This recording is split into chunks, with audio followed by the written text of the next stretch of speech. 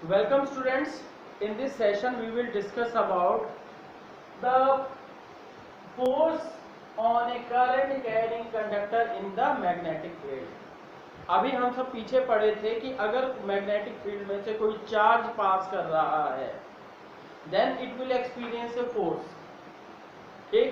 That तो इसी तरह से अब क्या है, कोई करंट कैरिंग वायर है, it means a number of charges, you can say electrons are in motion through it.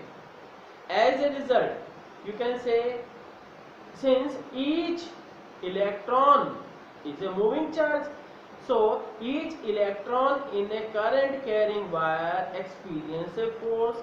As a result this current carrying wire will experience a resultant force. Is that clear? Now we have to derive the expression for this force on a current carrying conductor in magnetic field. तो अब देखिए कि मान लेते हैं कि ये कोई कंडक्टर हो गया जी, ये कोई कंडक्टर हो गया, ठीक। और इस कंडक्टर में ये कोई इलेक्ट्रॉन मूव कर रहा है, करंट मूव कर रहा है, ठीक। इलेक्ट्रॉन मूव कर रहा है इस डायरेक्शन में, वीडी वेलोसिटी है इसकी, ठीक। तो वेलोसिटी इसकी इस डायरेक्शन में है, तो करंट किस डायरेक्शन में होगा? निश्चित सी बात है, current will be in opposite to the motion of electron, you can say E। तो अब इसके ऊपर क्या है, मैग्नेटिक फील्ड हम बात करते हैं, मैग्नेटिक फील्ड लगा देते हैं। मान लीजिए जी magnetic field is in upward direction, perpendicular to it, then the force experienced by a single charge, ठीक है। तो this is the magnetic field. अब आप कर सकते हो बाय द, ये क्या, Fleming's left hand rule, charge is moving, ये magnetic field is in upward direction, electron is moving in this direction, sorry electron is moving in this opposite direction, but current means positive charge will be in this direction, then the net force will be in outward direction, this direction, इस direction में ये outward direction force होगा, ठीक। तो अब क्या है, हम बात कर रहे हैं कि इसकी लेंथ मान लीजिए ये कंडक्टर की L है, L is the length of the conductor, ठीक है, L is the length of the conductor हम बात करते हैं, ठीक।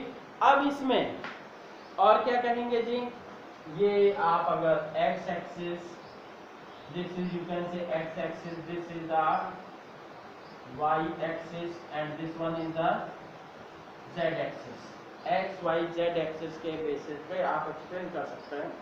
तो अब पहले बात हम कर रहे हैं कि force experienced by a single charge. Now force experienced by single charge, one charge, single charge क्या होगा जी, स्मॉल f कर लेते हैं, ठीक। Small f will be equal to charge क्या हो गया, बोलिए, that will be equal to, ये आपको पता होना चाहिए फॉर्मूला क्या होता है, f equal to Q V B sine theta, here theta is equal to 90 degree, पहले हम रख लिए। फिर इसके बाद क्या है, q के स्थान पे E हो गया, इलेक्ट्रॉन हो गया, और फिर V के स्थान पे VD,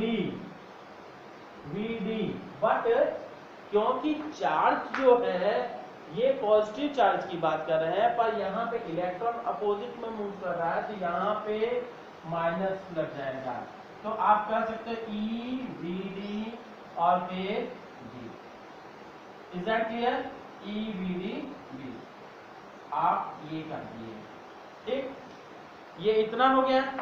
अब इसके बाद बात कर रहे हैं कि इसमें इसकी लेंथ अगर स्मॉल l है कंडक्टर की लेंथ क्या है, स्मॉल एल है, and small N is the number of electrons per unit volume. Let N is the length of conductor,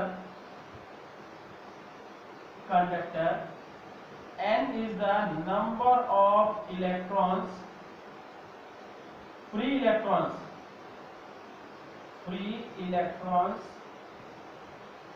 per unit volume, ठीक है। n is the number of free electrons per unit volume, और तब क्या हो जाएगा, then free electrons की बात कर रहे हैं, क्योंकि जो इलेक्ट्रॉन्स फ्री होंगे that will B only responsible for the maintenance of current, ठीक है। तो अब क्या है, नाउ द टोटल चार्ज क्या हो जाएगा, total charge will be equal to, हाँ देखिए, then total charge, total number of electrons क्या हो जाएगा, n will be equal to small n, मतलब number of electrons per unit volume into volume कर दीजिए, वॉल्यूम का मतलब A इंटू L, ठीक है। तो पर यूनिट वॉल्यूम फिर ये, तो so net force on the wire क्या हो जाएगा, ऑन द वायर, वायर के ऊपर नेट फोर्स क्या हो जाएगा, F will be equal to N into F, मतलब एक चार्ज पे लगने वाला force into total number of charges, ठीक है। तो अब क्या है, यहां से हम कर दिए N के स्थान पे NaL, फिर आगे क्या है, minus EBD cross B, is that clear. अब इतनी चीजें हो गई, अब यहां से हम क्या कहेंगे, ठीक, अब आपको मालूम होना चाहिए, सिंस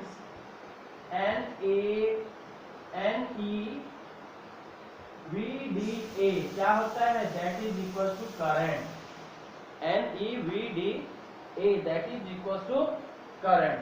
तो अब क्या है कि कह देते हैं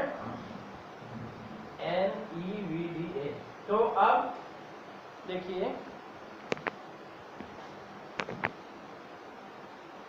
अब देखिए बच्चों की यहाँ पे थोड़ा सा आपको सोचने की जरूरत है कि ये NeVDA हो गया, that is equal to I, तब I इंटू L वेक्टर, ठीक, ये ध्यान दीजिए कि यहाँ पे हम करंट एलिमेंट वेक्टर की बात करते हैं।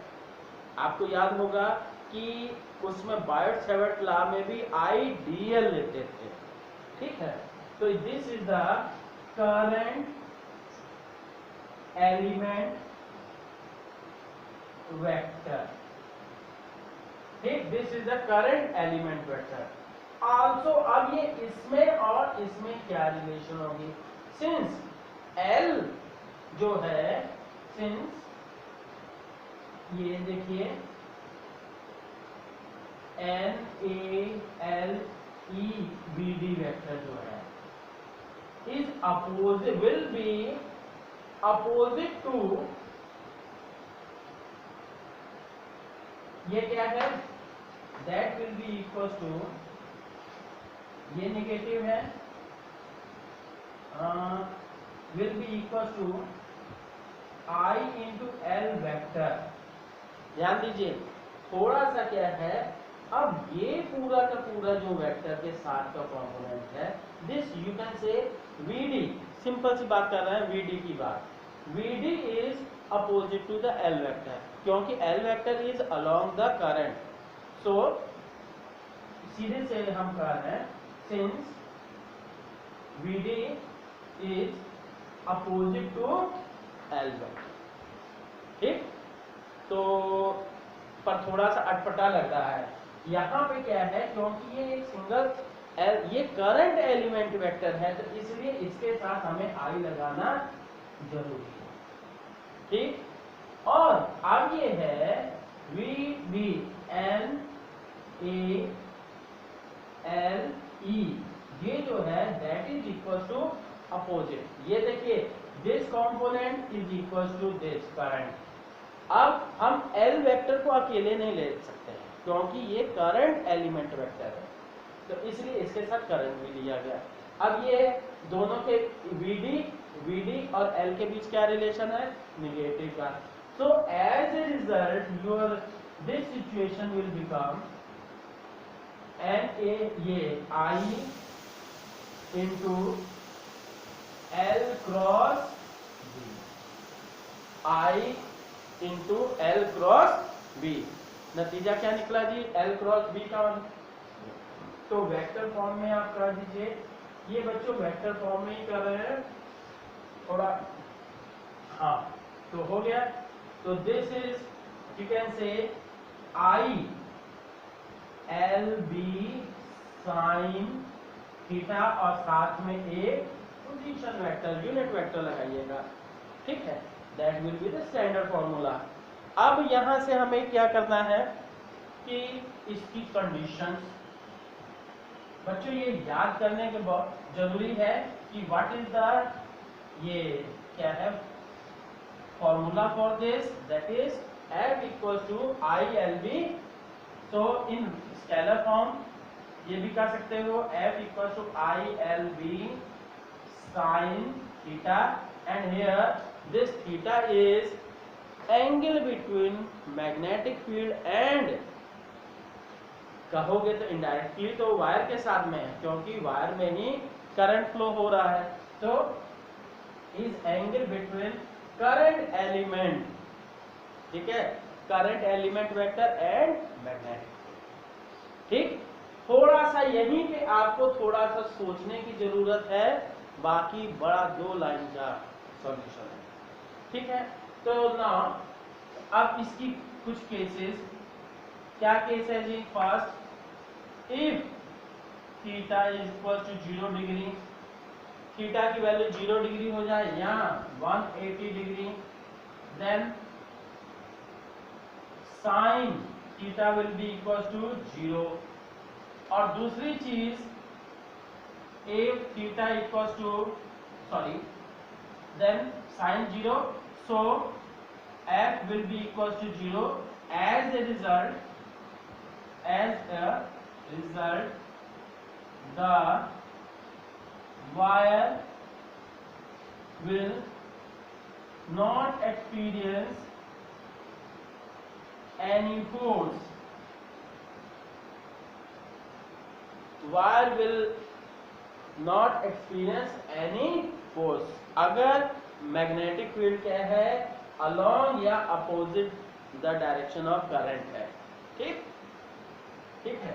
तो अब ये है next second situation, if theta is equal to 90 degree, then sine theta equal to 1, तब क्या हो जाएगा, f will be equal to ILB, that becomes maximum, that becomes maximum means that if the magnetic field is perpendicular to the current carrying wire, then the wire will experience the maximum force, ठीक है students.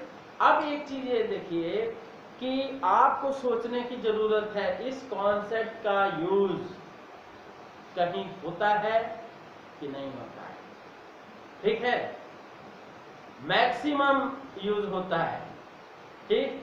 आप बिस्तरे पे late के छत की तरफ सोचिएगा तो जरूर आपको कुछ ना कुछ आंसर मिलेगा, ठीक है। चलिए अब हम सब देखते हैं एक न्यूमेरिकल इसका।